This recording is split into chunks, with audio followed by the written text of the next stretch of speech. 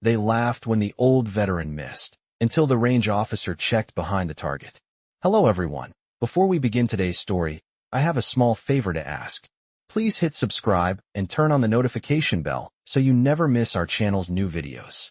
It's quick, free, and the best way to support us in bringing you more dramatic stories. Your support means the world to us. Where are you watching from?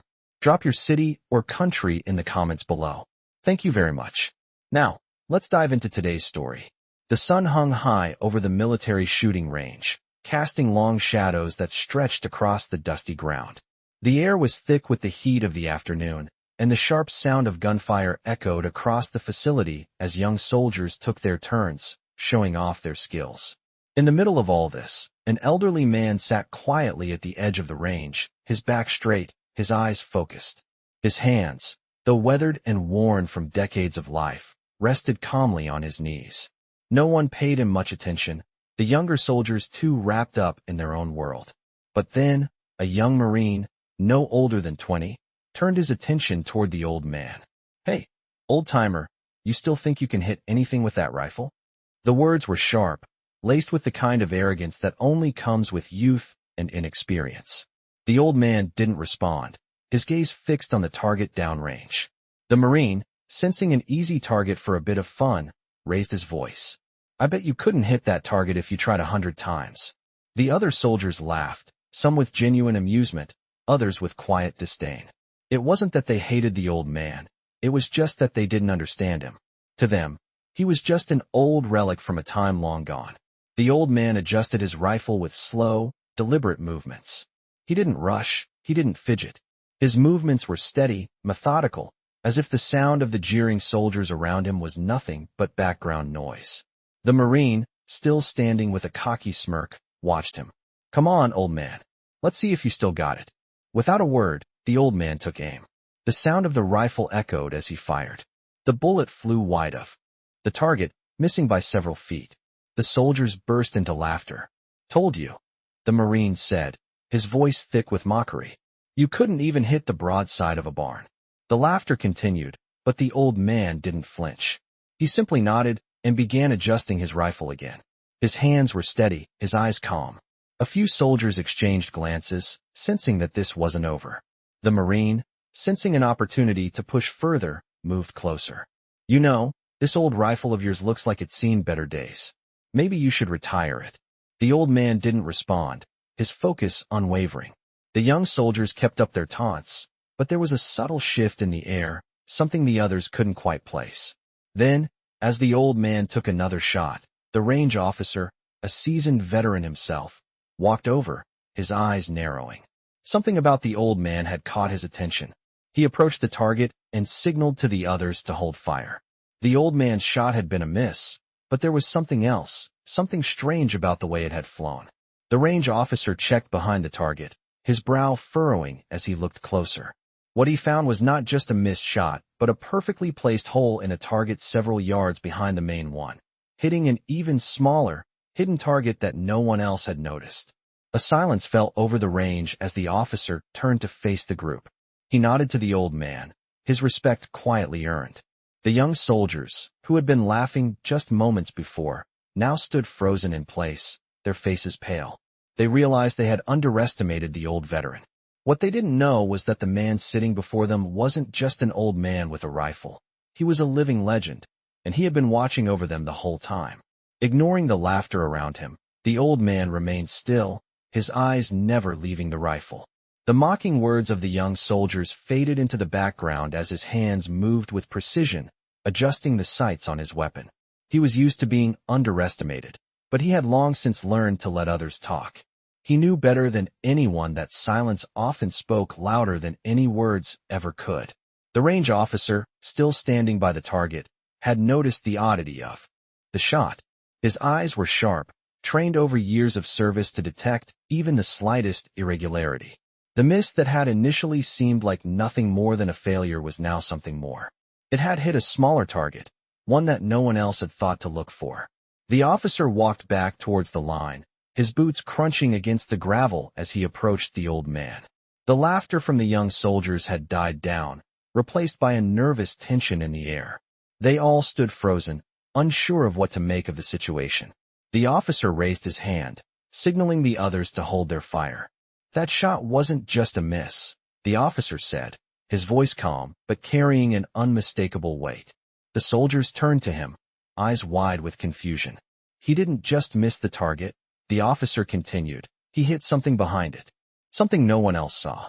The group was silent, their previous mockery replaced with an uneasy realization that they had misjudged the old man completely. They had laughed at him, not knowing who he truly was. "What's that supposed to mean?" one of the Marines asked, his voice shaky. The officer didn't answer directly. Instead, he motioned toward the target area, where the old man had fired his shot. Slowly, the officer walked back to the target, his eyes scanning the area carefully.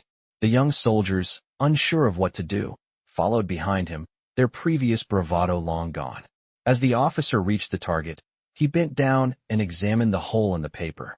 He then looked further, just a few yards behind the main target, where the smaller target lay. It was a perfect shot. The soldiers had missed it entirely. The old man, however, had seen it. The officer turned back toward the group. "You're all standing here, thinking you know how things work," he said, his voice growing in intensity. "You don't see what's behind the target. What's hiding in plain sight." The young Marines exchanged nervous glances, unsure of what was happening. The officer's words hit them like a wave of realization. They had dismissed the old man as just another relic from a bygone era, a man who was no longer capable of doing anything important. But now, in the face of the unexpected, they realized just how wrong they were. One of the soldiers, a quiet young man who had been standing in the back, stepped forward. His voice was hesitant but filled with curiosity. "Who is he?"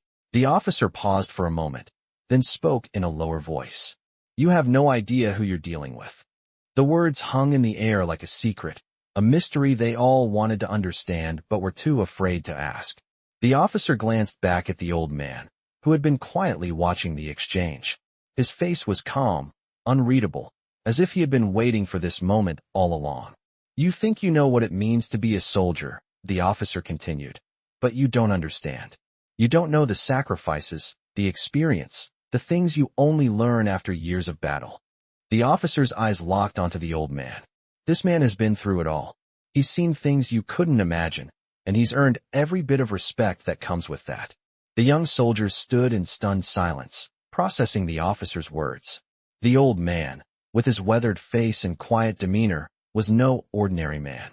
They had laughed at him, but now they saw him differently. He wasn't just an old veteran. He was a living legend. The officer turned and walked back to the old man. "I think you've made your point," he said, a hint of respect in his voice. The old man nodded slowly, as if acknowledging that the lesson had been learned. The young soldiers, still processing the weight of what had just happened, stood frozen. They had come here thinking they were the ones in control, the ones with the power. But now they knew the truth. They had been nothing more than novices in the presence of a true master. The old man had shown them that it wasn't about the weapon, the equipment, or even the technology. It was about experience, wisdom, and knowing how to read the world around you. And in that moment, the old man had reminded them all of something they would never forget. The real power was in the quiet strength that came from living through the hardest trials and coming out the other side, unbroken. The officer gave the old man a final nod of acknowledgement before turning to the soldiers. "You all have a lot to learn," he said, his voice firm. "But you'll get there. Eventually." With that, the officer walked away, leaving the group standing in silence, their heads filled with new thoughts and respect for the veteran who had shown them what true skill looked like. The young soldiers stood in stunned silence, their eyes glued to the old man who had just turned their world upside down. The cocky Marine who had mocked him earlier now shifted uncomfortably on his feet, the smirk gone from his face. The officer's words echoed in his mind, and he found himself questioning everything he had believed about strength and experience. The old man, though still silent, exuded an aura of calm that made the younger soldiers feel small in comparison. He wasn't just an old veteran. He was a living testament to everything they hadn't yet learned. One of the soldiers, a quiet one who had been standing in the back, approached the officer cautiously. His voice was soft, almost hesitant. "Who is he?" "The old man, I mean." The officer paused for a moment, turning to face the soldier. His eyes held a knowing look, one that seemed to understand the weight of the question. That man is more than just a veteran. The officer began, his voice measured. He's someone whose skills are unparalleled. A sniper, a warrior, and someone who's seen it all. The soldier blinked, surprised. A sniper? But he's so. He trailed off, unsure how to finish the sentence. Old, the officer finished for him. Yes, he is. But age doesn't take away from what he's done, what he's seen, what he's been through. The officer paused, his gaze drifting over to the old man. You'll understand when you've been in the field long enough. He's one of the best there ever was, and probably one of the few left from a time when the rules of war were different. The officer's tone grew solemn. He's lived through battles you could only read about. And even now, when most people would have long since retired, he still has the skills to show you all how it's done. The soldier, still processing, glanced over at the old man again. The weight of the officer's words sank in. He had just witnessed a man who had been written off by the younger generation as nothing more than a relic, but now he realized that he was standing in the presence of someone who had mastered the craft of war in ways they couldn't even begin to comprehend. Meanwhile, the old man remained still, as if waiting for something. He didn't need to say a word, for his actions had already spoken volumes. The officer glanced at the young Marines, his expression hardening. You all think you know what it takes to be a soldier. But what you don't realize is that it's not about the technology, the gadgets, or the weapons. It's about the mindset, the discipline, the experience. The kind of experience that only comes from years spent on the front lines, not in training. The officer's eyes softened for a moment as he looked back at the old man. This man could teach you more in a minute than you'd learn in an entire year of training. The Marines, though reluctant, began to realize the truth in the officer's words. The old man had never asked for recognition. He had never demanded respect. But now, in the quiet stillness of the range, they couldn't help but feel it. The weight of his presence was undeniable. One of the younger soldiers stepped forward, a hesitant look on his face. Sir, he said, his voice trembling slightly. Is he really that good? The officer nodded slowly. He's not just good. He's legendary. The soldier's face fell. Then why hasn't anyone said anything? Why have we been treating him like just some old guy? The officer's gaze hardened again. Because people like you, he said, motioning to the group, are too quick to judge based on appearances. You see an old man, and you think he's washed up. You don't see the history behind those eyes. You don't see the countless lives he's saved, the missions he's completed, the battles he's fought. You don't see the man he is. The officer turned back to the old man, who was still sitting silently, his face unreadable. You're not ready for that kind of respect, the officer added, his tone turning quiet. But you will be. One day. The silence that followed was thick with realization. The young soldiers stood there, unsure of what to say or do next. They had been humbled, and they knew it. The cocky Marine who had laughed at the old man earlier now looked guilty, his shoulders slumped in shame. He had been quick to dismiss the veteran, but now he saw the error of his ways. The officer stood still, his eyes never leaving the old man. You all need to learn one thing today, he said, his voice stern but not unkind. The most dangerous soldiers are often the ones who don't look dangerous at all. It's not about the uniform, the weapon, or the age. It's about the strength of character, the experience, and the ability to keep going even when the odds are stacked against you. He turned toward the young soldiers, who were now all looking at the old man with newfound respect. You've just witnessed one of the greatest soldiers alive. Don't ever forget that. The old man stood up slowly, his joints creaking as he did so. He glanced at the young soldiers, his eyes meeting each of theirs. For a moment, he said nothing. Then, with a simple nod, he turned and walked away, leaving the group standing in awe. The officer watched him go, his expression unreadable. As the old man disappeared from view, the young Marines stood in silence, each one reflecting on the lesson they had just learned. It was a lesson about humility, respect, and the true meaning of being a soldier. And for the first time, they realized that the old man had just given them something far more valuable than any training could provide. The young soldiers remained frozen for a long moment, each one processing what they had just witnessed. The silence was broken only by the distant sound of the wind and the occasional rustle of leaves. The cocky Marine who had first mocked the old veteran stood with his hands in his pockets, his eyes staring at the ground, avoiding the gazes of his comrades. He couldn't help but feel a deep sense of embarrassment now that he knew the truth about the man he had so casually dismissed. The range officer, who had been the first to recognize the old man's true worth, turned back to the soldiers. "You've learned something today," he said, his voice calm but carrying the weight of years of experience. "It's not just about the weapon you carry or the gear you wear. It's about what's inside. It's about knowing how to read the situation, how to stay calm under pressure, and how to trust your instincts. This old man could teach you all. That and more." The words stung for the young soldiers, but they knew they were true. The laughter, the mockery, it had all been based on ignorance. They had been blind to the fact that the old man was not just some forgotten relic of the past, but a living legend whose skills were as sharp as ever. As the officer spoke, the group turned their attention back to the old man, who had continued walking in silence. His back was straight, and his movements were purposeful, as if he had nothing left to prove to anyone. One of the soldiers, a young airman who had been standing at the back, stepped forward. "Sir," he asked, his voice unsure, "who was he? What did he do?"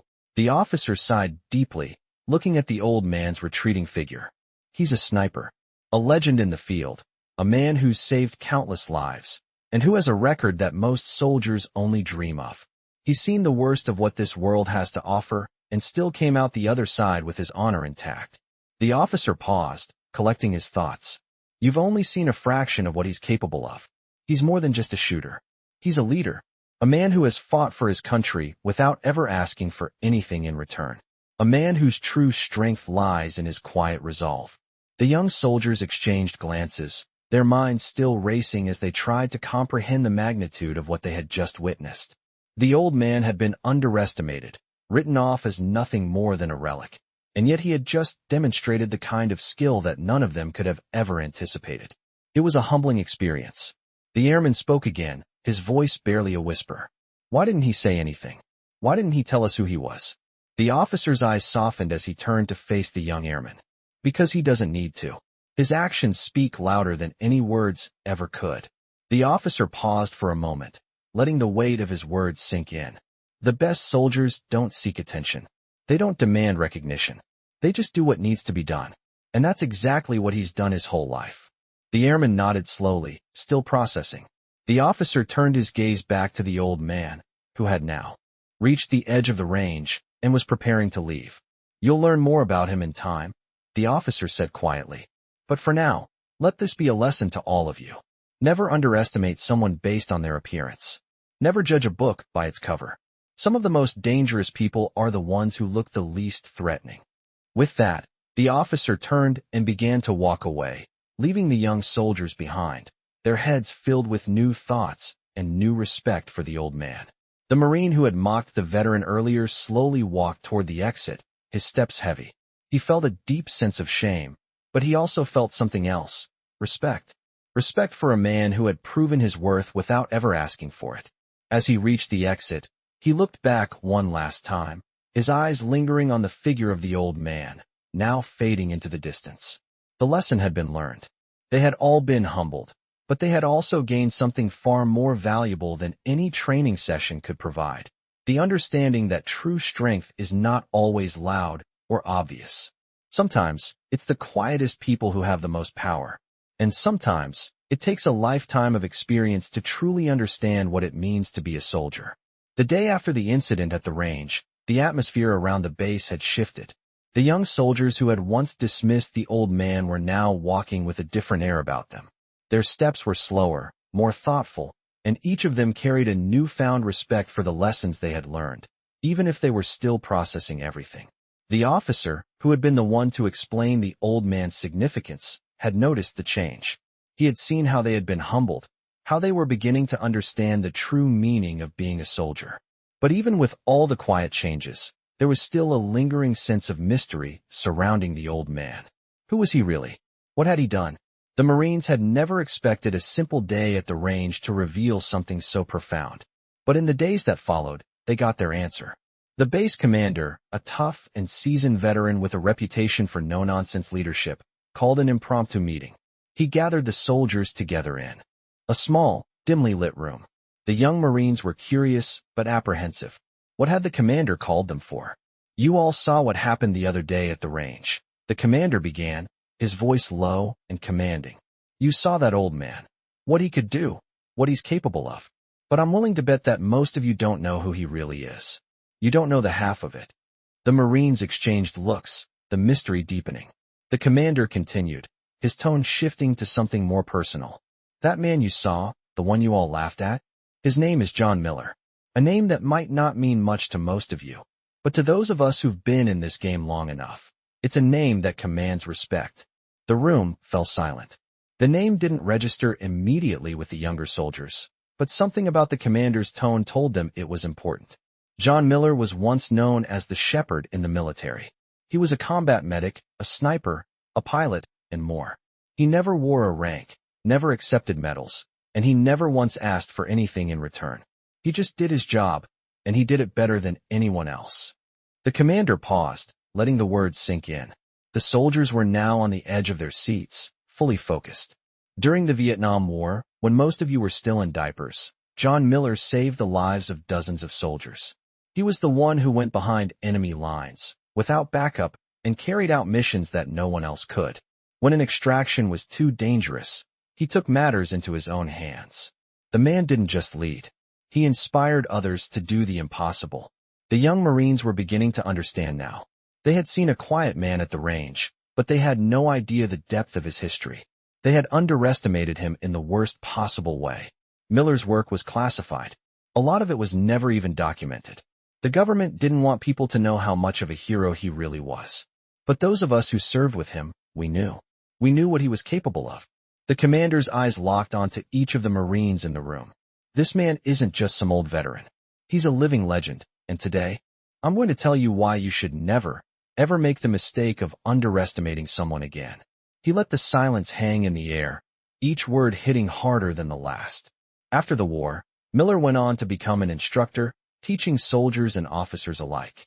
He shaped the future of military strategy, sniping, and even search and rescue operations. He didn't retire because he wanted to. He retired because the government decided it was time to keep him hidden. But as you saw at the range, time hasn't dulled his edge. He's still sharp. He's still one of the best. The commander turned his back on the group and began pacing slowly. Some of you might wonder why a man like that, with so much history, would choose to live quietly in the shadows.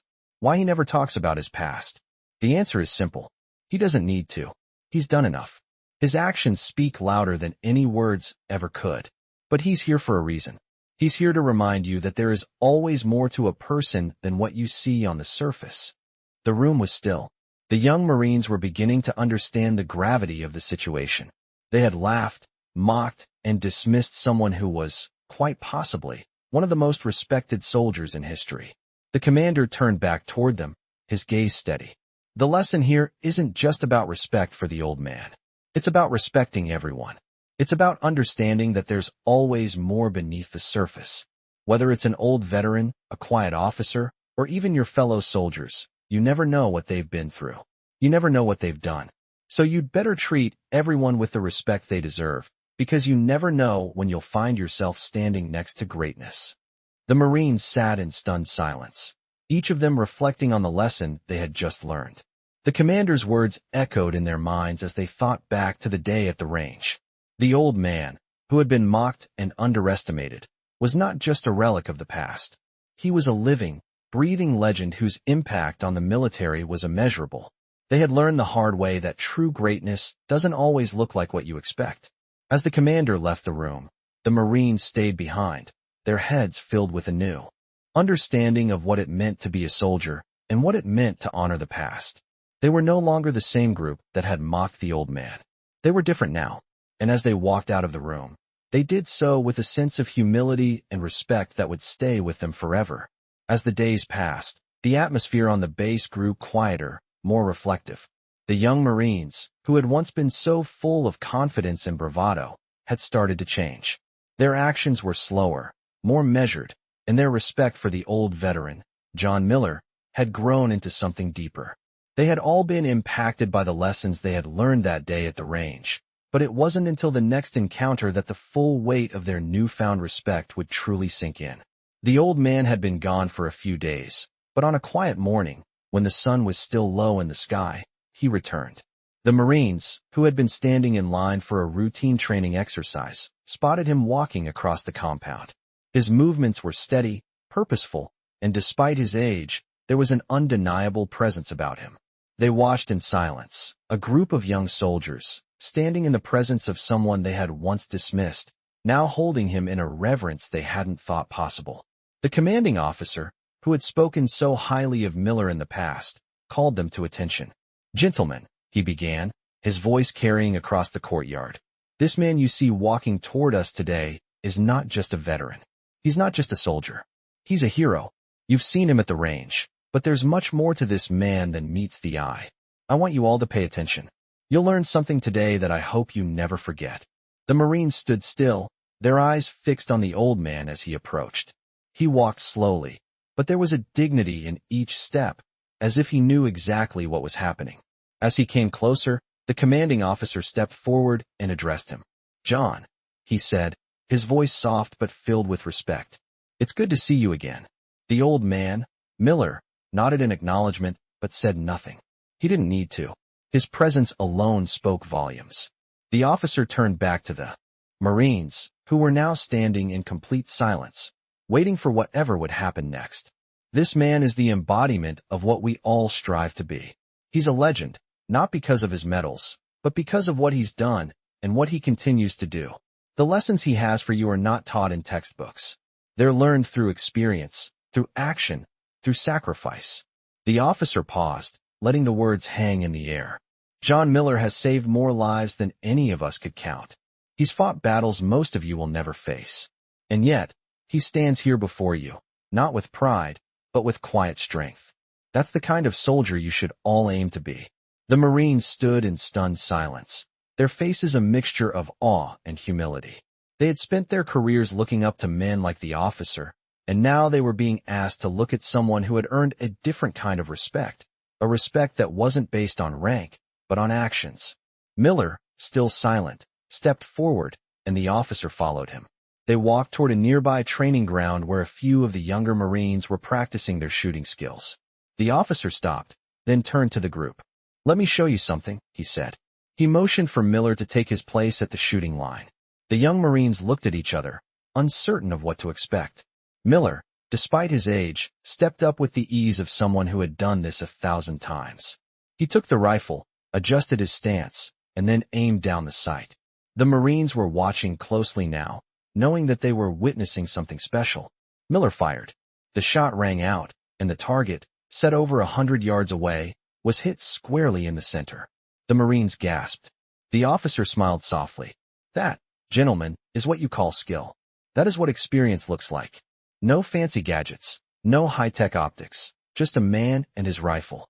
Miller doesn't need to prove anything to anyone. But when he steps up, you know he's going to hit the mark." The Marines were silent, each one reflecting on the old man's calm confidence and unmatched ability. They had just witnessed something that most of them could only dream of achieving.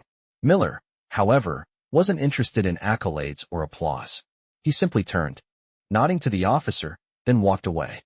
The officer turned to the Marines, who were now standing even more still, almost reverently. "This is the standard. This is what we all should be aiming for. It's not about making the shot. It's about being the kind of person who can do it without hesitation, without doubt. The kind of person who does their job because it's the right thing to do, not because they're looking for recognition." The Marines stood in silence for a long moment, each of them processing the weight of what they had just witnessed. The young Marine who had mocked Miller earlier felt a deep sense of regret welling up inside him. He had been foolish, and he knew it. Miller had proven that greatness wasn't about age or appearance. It was about what you had done and how you carried yourself in the face of everything life threw at you. The commanding officer gave the group a final, measured look. "Learn from this. Let it sink in. The next time you think about judging someone, remember John Miller. Remember the strength that doesn't need to show off. And remember that there's always more to a person than meets the eye." The young Marines, no longer filled with arrogance, nodded in unison. They had learned a valuable lesson, one that would stay with them for the rest of their lives.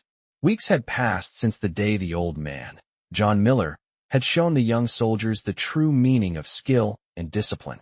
The respect he had earned from them was undeniable, but the lesson wasn't over yet. It wasn't just about seeing a man hit a target from an incredible distance. It was about understanding the quiet power that came from a lifetime of experience, and how that power could shape the future. One afternoon, as the base was winding down for the day, the commanding officer gathered the young soldiers once more. This time, they weren't just going to watch another demonstration. They were going to learn, firsthand, how far a veteran's experience could reach. The soldiers lined up at the training ground, their hearts still heavy with the weight of everything they had learned. The officer stood before them, his expression firm. "Today, we're going to do something different," he said. "You've all seen what Miller can do. Now, you're going to learn how to apply some of that knowledge to your own training." The Marines shifted on their feet, exchanging uncertain glances. They weren't sure what to expect, but one thing was certain. This wasn't going to be a typical day of drills. A familiar figure appeared at the far end of the range, John Miller. His movements were as steady as ever, his rifle slung across his back. He looked every bit the part of a veteran, but there was an air of calm confidence about him that set him apart from anyone else they had seen on base. "Listen up," the officer said, turning back to the group. "Miller is going to guide you through a series of drills. These aren't just about shooting. They're about understanding the full picture. It's about your mindset, your preparation, and the decisions you make in the heat of the moment." The Marines looked at each other, still unsure, but they followed the officer's lead. They all knew they had a long way to go to even come close to the level of expertise that Miller had. The first exercise began with a simple one, shooting at stationary targets. It seemed easy enough. Each Marine took their turn, lining up their shots and firing. The first few rounds rang out, hitting the targets with varying levels of accuracy.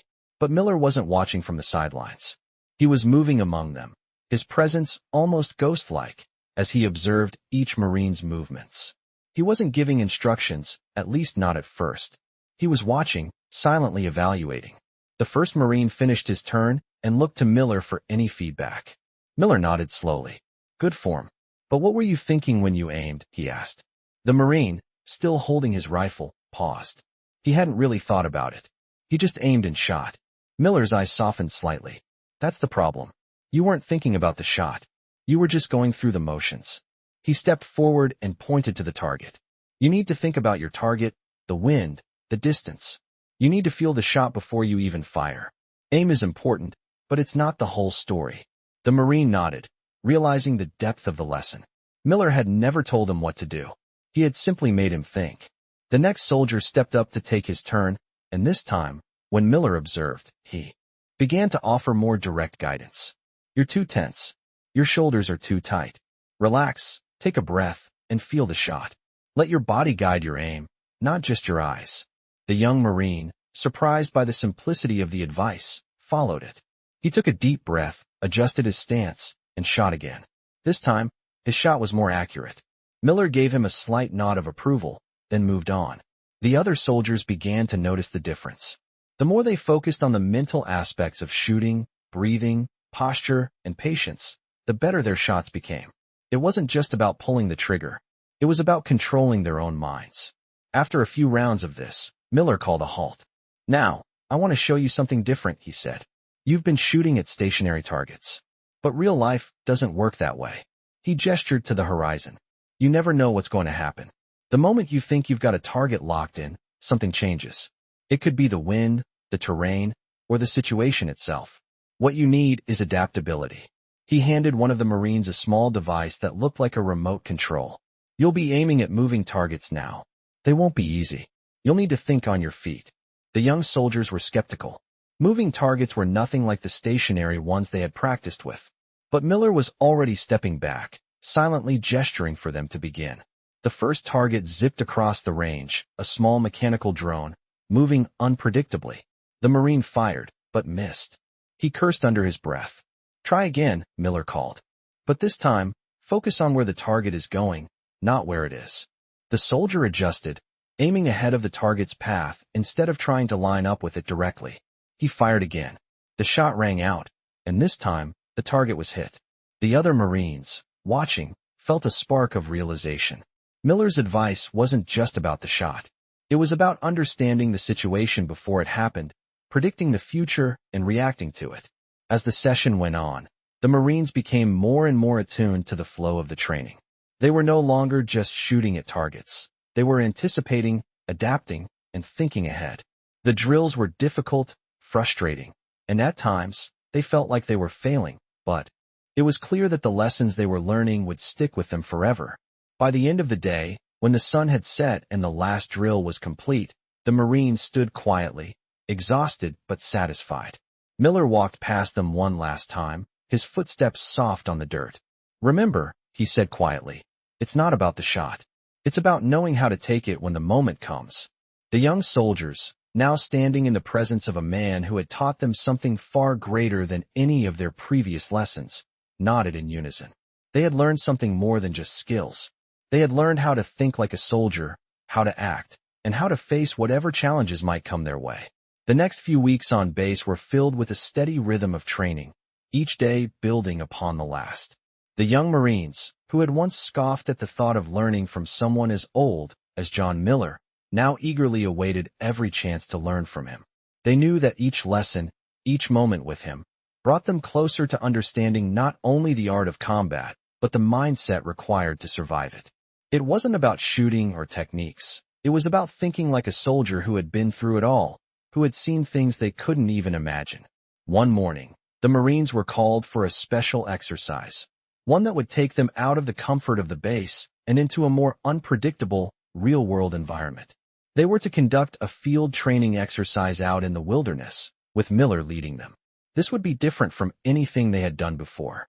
As the group gathered at the edge of the woods, Miller stood at the front, his expression unreadable, his rifle slung across his back.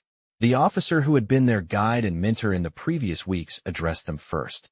"This is where it gets real," the officer said, his voice steady. "Out here, there's no controlled environment. There's no backup. It's you against the elements, you against the mission, and you against whatever comes your way. You'll be working closely with Miller today.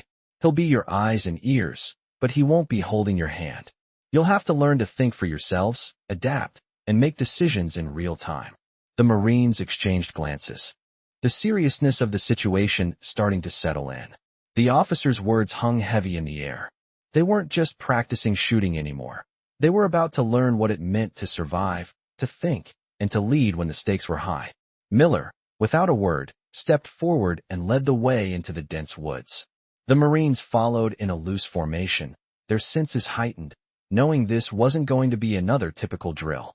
As they ventured deeper into the forest, Miller motioned for them to stop. He pointed to a clearing up ahead.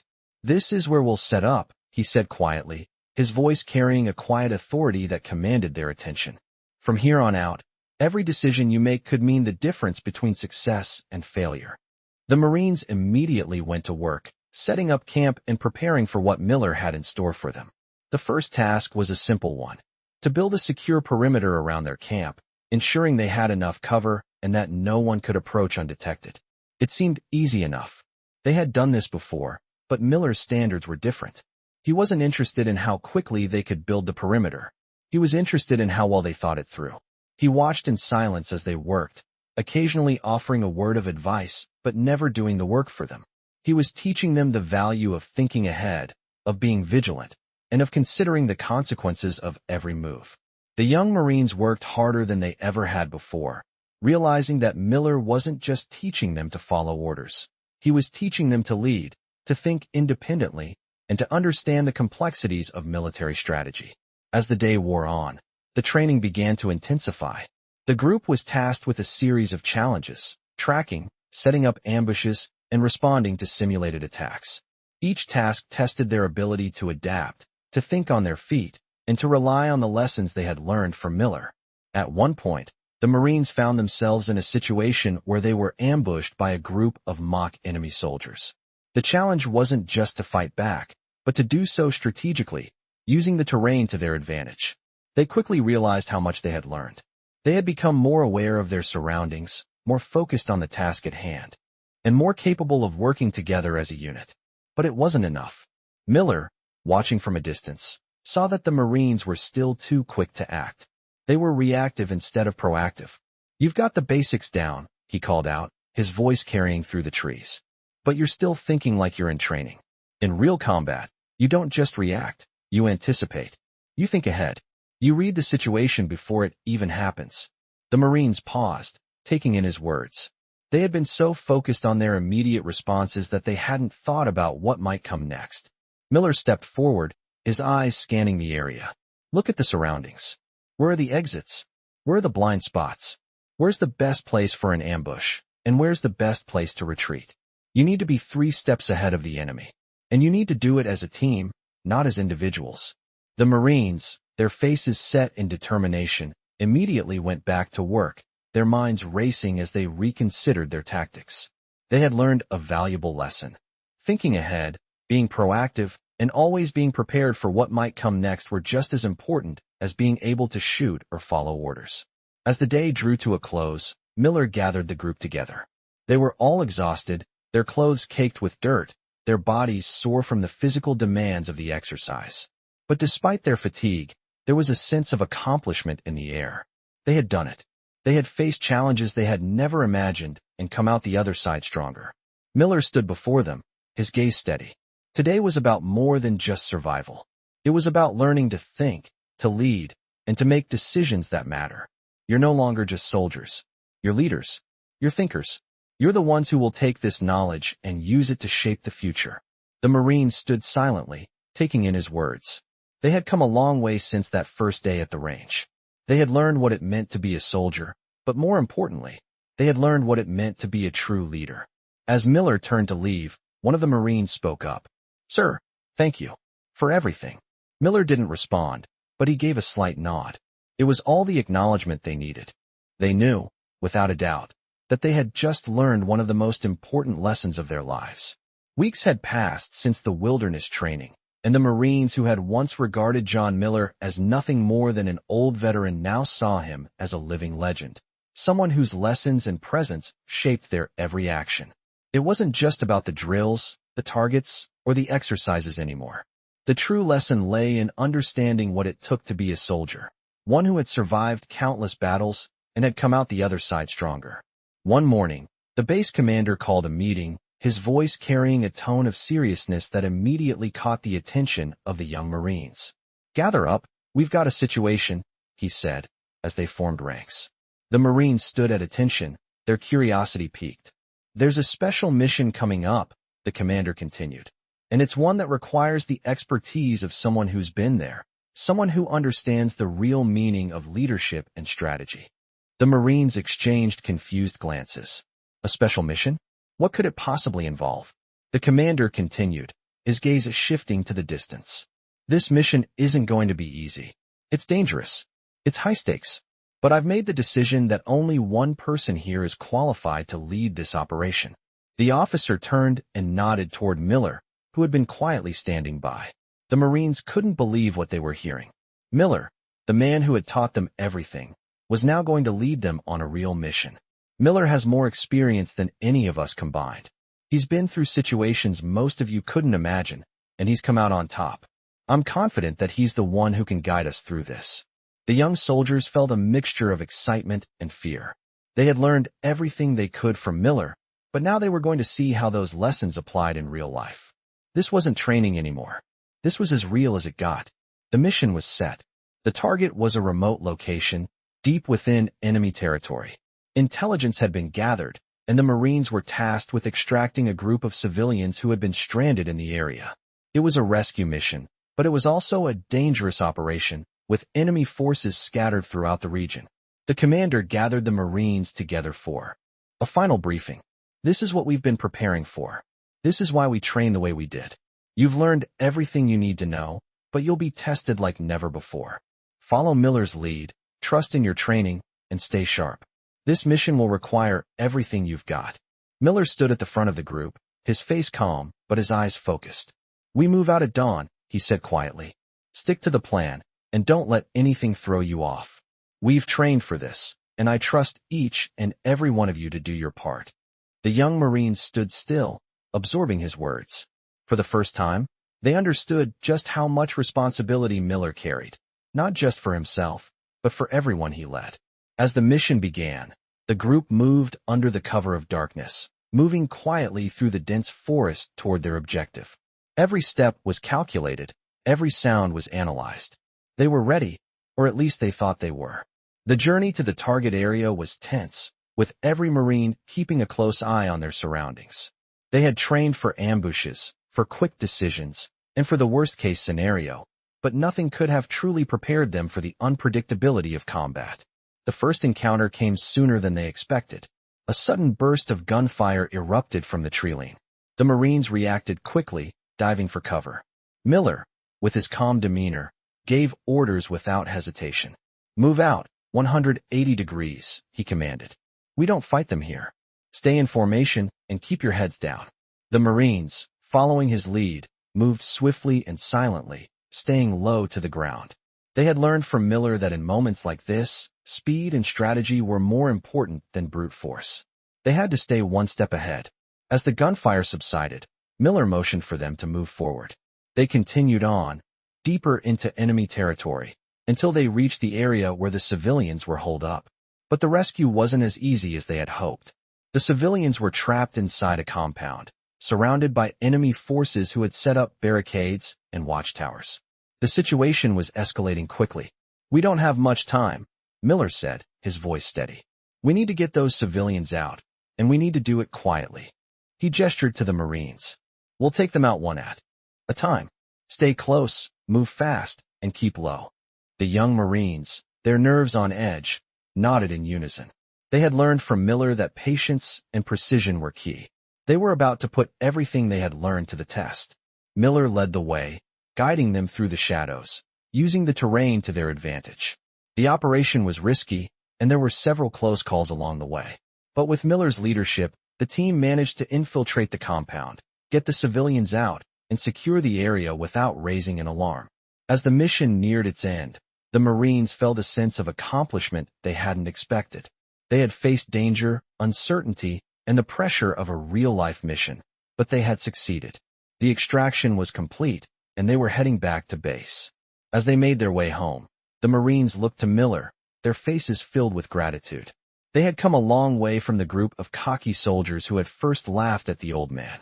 They now knew that the real strength of a soldier didn't lie in weapons or technology. It lay in experience, in leadership, and in the ability to think when it mattered most. Miller, who had led them through the mission, looked at each of them quietly. "You all did well today," he said simply. "You followed the plan, you trusted each other, and you did your job. That's what it means to be a soldier. Never forget that." The young Marines, standing in silence, knew that they had learned a lesson far more valuable than any drill could provide. They had learned what it meant to truly lead, to think, and to be ready for whatever came next. As the mission concluded and they returned to base, the respect they had for Miller had become something deeper, something earned through action, something that would stay with them for the rest of their careers. As the days passed following their successful mission, the Marines found themselves back on base, but the atmosphere had changed. The once cocky and brash group of soldiers had evolved. They no longer saw themselves as just participants in drills, following orders mindlessly.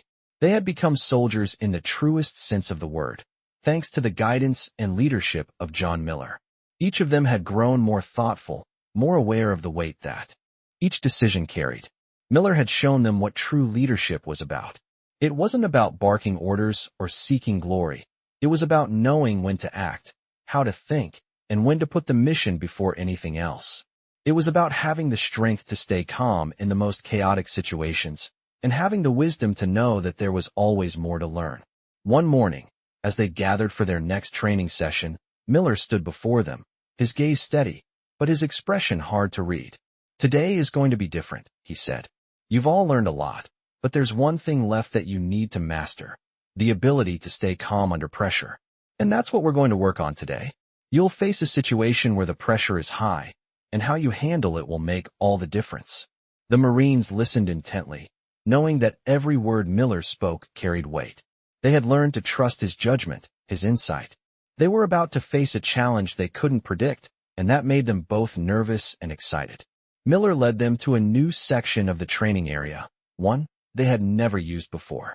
It was a mock urban combat environment, tightly packed buildings, alleyways, and dead ends. It looked almost like a city block, designed to simulate the most chaotic and unpredictable situations. The Marines stood at the edge of the mock city, waiting for their instructions. The objective is simple, Miller said, but the execution will test everything you've learned. You'll enter the city, and your goal is to secure a building and neutralize all threats. But you won't be alone. There will be simulated hostiles, guerrilla fighters, civilians caught in the crossfire. And there will be a ticking clock. You'll need to make decisions on the fly, keep your cool, and keep your team intact. The pressure was immediate. There was no way to prepare for what was about to come. The idea of facing simulated hostiles was one thing, but the added pressure of civilians in the crossfire, limited resources, and a time crunch made it something entirely different. The group moved as one, staying close, following Miller's lead. The sounds of distant gunfire echoed through the mock city, adding to the tension. They entered the first building, clearing rooms, one by one. The first few minutes were controlled. Tactical. The Marines moved swiftly but cautiously, aware that their training had prepared them for this. But then, things started to go wrong. A shot rang out from an unseen enemy. It was a close call. A bullet whizzed by one of the Marines, barely missing him. The group froze for a second, their minds racing. This was it. The pressure had just increased. Miller, as always, remained calm. "Move out, but stay alert," he said, his voice low. "You can't afford to be distracted. Every decision counts." The Marines didn't need to be told twice. They pushed forward, but now they were more aware of every step they took, every corner they turned. A few minutes later, they encountered another obstacle, civilian hostages inside a building. The Marines were trained for combat, not for negotiations or for dealing with civilians in a hostile environment. But Miller's calm, steady leadership gave them the clarity they needed. "You'll have to make a call," Miller said. "You can't save everyone, but you can save the ones who matter most." The group hesitated for a moment, but Miller's words gave them the strength to act. They moved cautiously, securing the civilians and keeping them out of harm's way. Their minds were racing now. Each decision they made felt heavier than the last. They had to make choices quickly, without the luxury of time to deliberate. The pressure was mounting. As they continued their mission, the clock was ticking down, and they knew that the longer they took, the more dangerous the situation would become. But Miller kept them focused. He never rushed them, never showed any signs of panic. He simply moved, thinking ahead, calculating each step. By the time they reached the final building, where the final objective awaited, the Marines were exhausted, mentally and physically drained. They had made it this far, but the pressure was unbearable. It was now or never. The last stretch was the hardest, but with Miller's guidance, they pushed forward, neutralizing the threat and securing the building. The clock had run out, but they had completed the mission. As they regrouped, standing in the center of the mock city, the tension finally started to dissipate. The Marines looked to Miller, their faces filled with both relief and gratitude. They had faced one of the toughest situations they could imagine, and they had come through it. "You did well," Miller said simply, his voice steady. "But remember, you're not done yet. Every mission will challenge you in different ways. The key is to stay calm, think clearly, and make the right decisions, no matter the pressure." The Marines nodded, their faces now filled with a new kind of respect, not just for the man who had led them, but for the lessons he had instilled in them. They had faced a true test that day, one that pushed them to their limits and beyond. And as they walked back to the base, they knew that they were no longer just soldiers following orders. They had become leaders, thinkers, and, most importantly, men who knew how to handle the pressure when it counted most. The days following the urban training exercise were marked by a deep sense of accomplishment, but there was still work to be done. The Marines had faced pressure they hadn't known they could handle, and with each challenge, they had grown stronger. But as always, there was more to learn. John Miller had never been one to let the group rest on their laurels. He knew that the real test came not in the victories, but in the aftermath, the moments when you had to keep going, to stay sharp, even when the pressure had eased. One afternoon, as the sun dipped low, casting long shadows across the training field, the commander called the Marines to gather for another briefing. The tone was different this time. There was no mission, no tactical exercise, no test of skill. This time, it was about something deeper. "Gentlemen," the commander began, "we've trained you for combat, for survival, for leadership. But today, I'm going to challenge you in a way you haven't been challenged before. Today, we're going to talk about resilience, the ability to keep going when you think you've reached your limit. The young Marines exchanged curious looks, unsure of what the commander was about to say. Resilience isn't just about bouncing back from failure, the commander continued. It's about how you handle success, too. The hardest battles you'll face are the ones inside your own mind. The question isn't whether you can survive out there in the field. The question is whether you can stay mentally strong when the stakes are low and when it feels like there's no reason to push forward. The words struck a chord with the group. They had all come to understand the physical demands of military life. But this was something different. This was a challenge of the mind. We've brought you here today because I know you're capable of more than you think, the commander said, motioning for Miller to step forward. Miller's face was as steady as always, but there was something different in his eyes, a quiet intensity that spoke of years of experience, years of resilience. I've been through more than you'll ever know, Miller began, his voice low, but his words carrying the weight of his years. And I can tell you, the hardest battles aren't the ones fought with weapons. They're the ones fought in your head. The ones where you want to give up, where you feel like it's easier to walk away. I've seen it happen. Soldiers break not because they can't keep going physically, but because they've lost the will to keep moving forward. The group listened intently, hanging on every word. This wasn't a lesson in tactics or strategy. This was a lesson about something far more important. How to stay mentally strong when everything else seemed to be falling apart. Miller continued, you've all faced physical tests, but now it's time to face the mental ones. I'm going to push you beyond what you think your limits are. And I don't mean just pushing you in the field. I mean pushing you in the way you think, in the way you see yourself, the way you see the mission, the way you see failure. The Marines braced themselves, knowing that Miller wasn't one to take things easy. The goal today isn't to break you. It's to teach you how to rebuild yourself over and over again. We're going to go through a series of tasks. Some will be physical, but most will be mental. You'll be faced with situations where you don't know the answer, where you don't know what's coming next, and you'll have to figure it out on the spot. You'll have to make decisions with incomplete information, with no time to think. Miller's eyes scanned the group, locking eyes with each of them. This isn't about perfection, he said. This is about resilience. About staying in the fight, even when you think you've got nothing left to give. The Marines nodded, their faces set in determination. They had learned to trust Miller, to follow his lead without question. If anyone could teach them this lesson, it was him. The first challenge came immediately.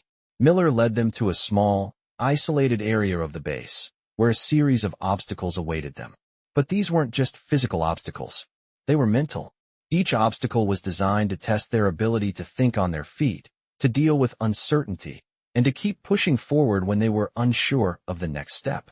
The first task was a simple one, or so it seemed. They were told to move from one side of a small clearing to the other. It didn't sound like much, but Miller added a twist. They had to complete the task blindfolded. The challenge wasn't the physical movement. It was the uncertainty, the lack of control. The Marines moved cautiously at first, their senses heightened as they tried to navigate the space without sight. But with each step, the feeling of helplessness began to grow. They stumbled. They tripped. They had to rely on their other senses to find their way. Miller watched in silence, observing how each Marine handled the situation. Some of them hesitated, unsure of how to proceed. Others pushed forward, their minds focused on the task at hand. The lesson was clear. It wasn't about being perfect. It was about staying focused, even when you couldn't see the way forward. The second task was even more difficult. This time, they were asked to solve a complex puzzle, but with a time limit. The puzzle wasn't physically demanding, but the pressure of the clock ticking down made it seem impossible. The Marines worked together, their minds racing as they tried to piece together the solution. Some of them wanted to give up, frustrated by their lack of progress. But Miller's voice cut through the tension. Don't stop. Don't quit. You're stronger than you think. Just keep going. And so they did. They pushed through, refusing to let the pressure overwhelm them. In the end, they completed the puzzle just as time ran out. It wasn't about getting it perfect. It was about not giving up. As the day came to a close, the Marines were exhausted, physically and mentally. But they knew they had just gone through something that would stay with them forever. They had faced their own limits, and they had learned to push past them. Miller stood before them once more, his expression still unreadable. You've all made it through today. You've learned how to keep going, even when you thought you couldn't. Now, remember this. The hardest battles you'll fight won't always be the ones you expect. They'll be the ones you fight in your own mind. And as long as you don't give up, you'll always come out on top. The Marine stood in silence, the weight of his words sinking in. They had learned something far more important than any tactical lesson. They had learned what it truly meant to be resilient, to face their fears and doubts head-on, and to keep fighting, no matter what. The days following the resilience training left the Marines both exhausted and invigorated. They had tested their mental limits, pushing themselves beyond what they thought was possible, and they had come through stronger for it. The lessons Miller had imparted were no longer just theories or hypothetical situations. They were real, tangible lessons they could carry with them into every mission, every decision, and every challenge that lay ahead. But even after all that, Miller had one more lesson to teach. It wasn't about mental resilience anymore. It was about something far more personal, the kind of leadership that comes from within. The day after their resilience training, the Marines gathered for another meeting, but this time, the air was different. There was no lecture, no grand speech, no tactical challenge. Instead, Miller led them to a quiet part of the base, a place that seemed almost ordinary. It was a small, nondescript building, and inside was a simple room. The walls were bare, the furniture sparse. Miller stood in the center of the room, watching as the Marines filed in. They all sensed that something was about to change. This wasn't another drill. It wasn't another lesson on tactics or decision-making. This was something deeper. The Marines gathered around, waiting for Miller to speak. Today, Miller began, his voice steady but carrying a weight that none of them had heard before. We're going to talk about leadership, the kind that comes from within, the kind that isn't about rank, isn't about orders, but is about how you carry yourself, how you treat the people who follow you, and how you make them better. The young Marines stood still, knowing that this lesson would be unlike any they had learned before. They had seen Miller's leadership firsthand, and it had always been rooted in calm, in wisdom, in a kind of quiet power. But today, they were going to learn something more about the man who had led them. Miller took a deep breath, his eyes scanning the room. "I'm not here to teach you how to lead by authority," he said. "I'm here to teach you how to lead by example." The greatest leaders I've known never had to say much. They didn't bark orders or try to command attention. They simply did what needed to be done, and their actions spoke for themselves. The Marines listened intently, feeling the weight of his words. "When I started out," Miller continued, "I wasn't the top of my class. I wasn't the fastest or the strongest. But I learned early on that leadership isn't about being the best at everything. It's about knowing what you're good at, and more importantly, knowing what the people around you are good at. It's about understanding that the strength of a team isn't in one person, it's in all of you working together, lifting each other up." Miller's words resonated with the Marines, each of them thinking back to the times they had been part of a team.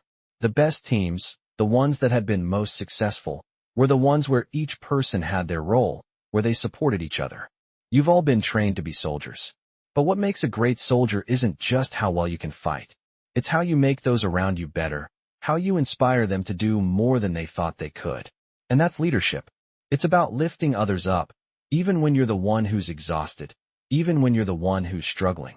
A leader doesn't quit. A leader keeps moving forward, not because they have to, but because they know the people around them need them to. The Marines stood silently, the weight of the lesson sinking in. Miller wasn't talking about the leadership they'd read about in books.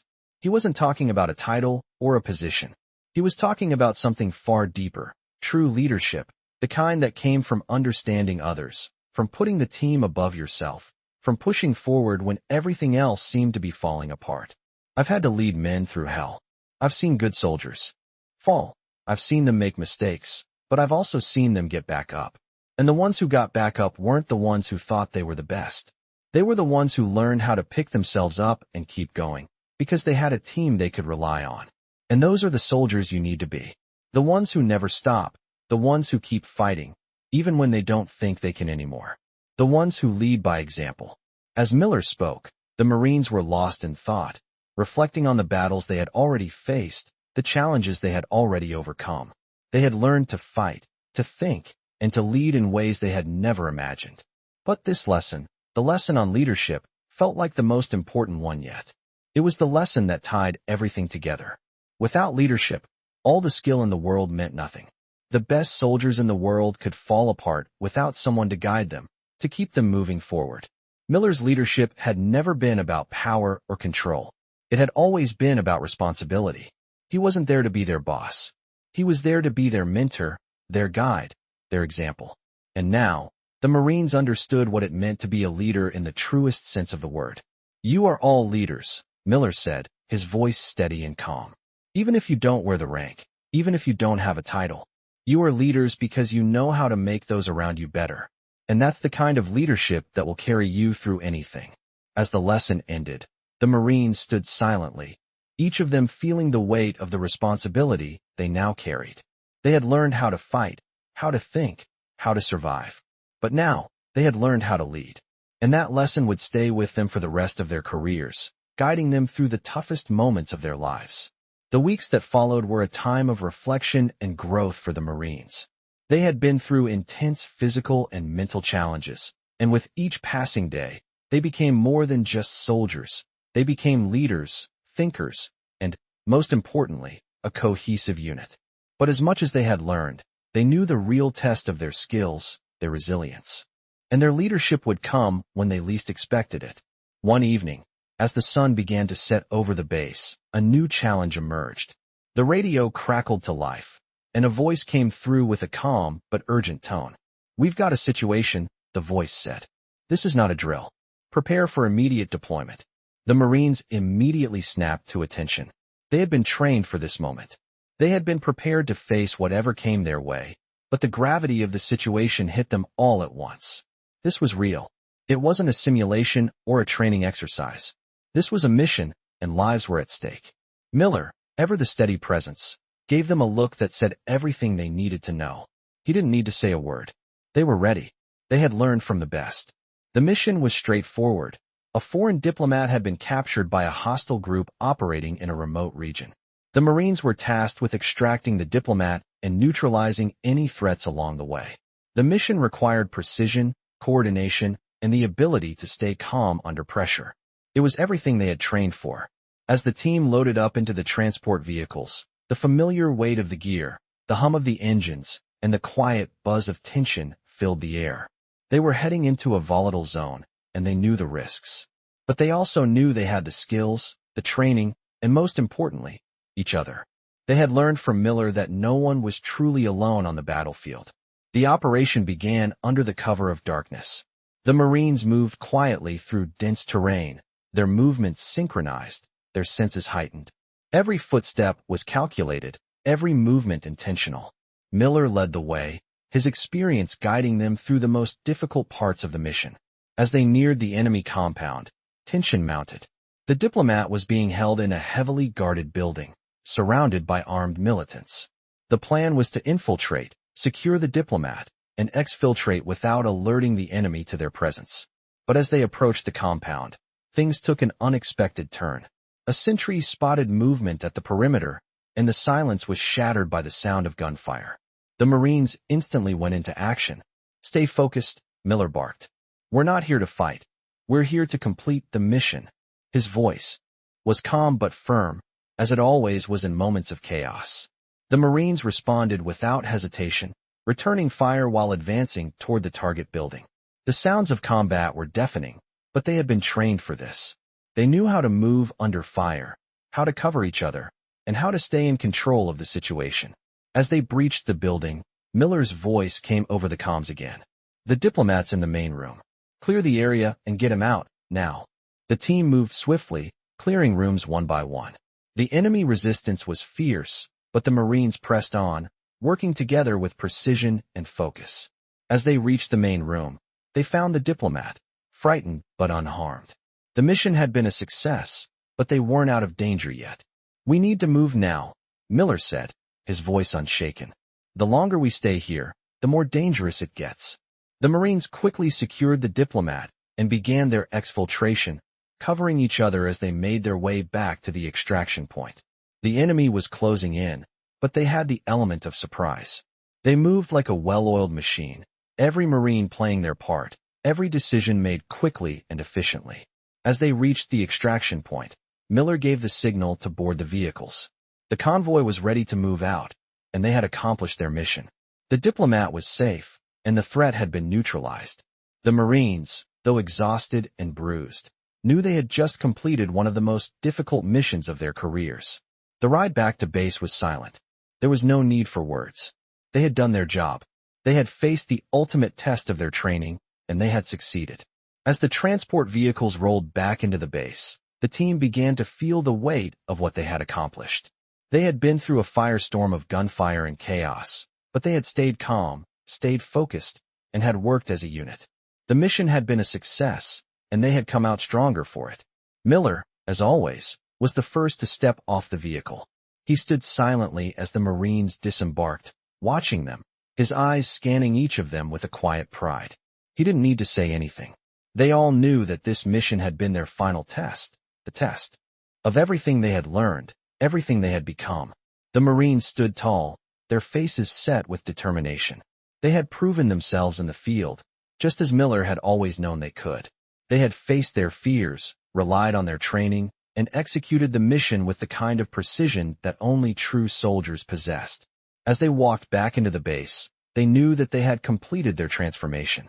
They weren't just a group of soldiers anymore. They were leaders. They were warriors. And they were ready for whatever came next. This emotional story follows the journey of a group of Marines as they go through intense training and real-life missions under the guidance of John Miller, a legendary veteran with unparalleled experience. Through emotional challenges and high-pressure situations, they learn the true meaning of leadership, resilience, and teamwork. As they face their fears, push their limits, and learn from their mistakes, these young soldiers discover that being a leader is about more than just tactical skills. It's about inspiring others, making decisions under pressure, and having the mental strength to continue when things get tough.